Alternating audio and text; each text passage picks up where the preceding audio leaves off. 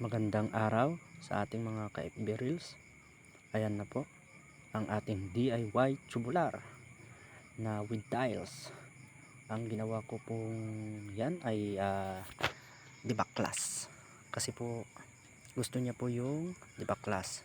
Kasi grocery po yung pwesto nila. Gusto niya pong natatanggal upang pag nagsinop daw siya ng gamit ay may lalagay niya sa gilid lang at makaimbak pa siya dyan nang hindi daw masikip ang kanyang grocery. Kung makikita nyo ang rupa ni Bossing ay sobrang maragragsakan. Binaklas niya na nga ang unang layer na ditukod. Salamat din pala sa iyo, Bossing, dahil nagtiwala ka sa aking kakayahan.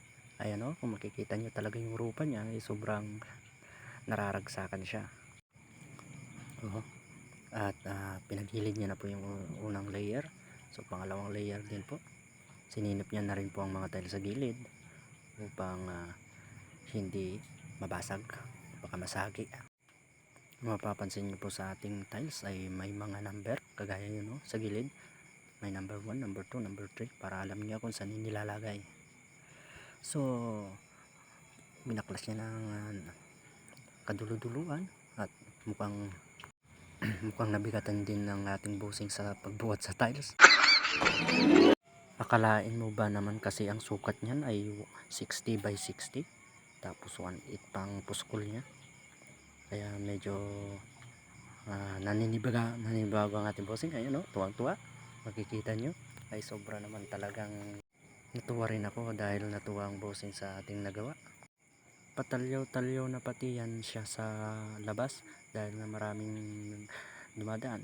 Nag-aalok na daw ng halo-halo kahit wala pa naman yung ibebenta niya. At sinabi pa ni Madam na maganda daw yung gawa, kaya sinabi ko rin na siyempre maganda yung may-ari. Oh no! So ayun, nabaklas na nga ni Bossing at na binabalik na ulit upang may kabit ulit ang ating assemble. Sige lang, Bossing, ikabit mo lang, Bossing. Medyo nahirapan siya sa nagkabit kaya tinulungan ko na siya para mapapartak ang paglalagay, kasi nga binidyoan ko daw siya at yun nga, sabi niya i-slow muna daw. Biniro niya pa nga ako na marami na daw ako magiging followers dahil nga daw siya ang naka-video dito sa ating vlog dito sa FB Reels, mga ka-welder. Binalik niya na po yung maysa. Mukhang marigatan yata magsalpak si Bossing. Ganyan talaga yan, Bossing, dahil nga first time mo magkabit ng tiles, marigatan ka talaga dyan, Bossing.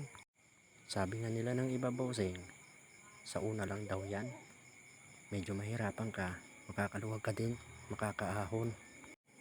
So ayan, nilagay niya na nga ang isa, at nilagay niya na naman ang pangatlo. Ayan, sige, dahan-dahan lang, Bossing, ha. Piya, ayun, sumalpak rin. Mukhang naririgatan ka, Bossing, ha. Sa una lang yan, Bossing. Teka, kunin ko tong isa at iabot ko sa iyo. Ayan, Bossing.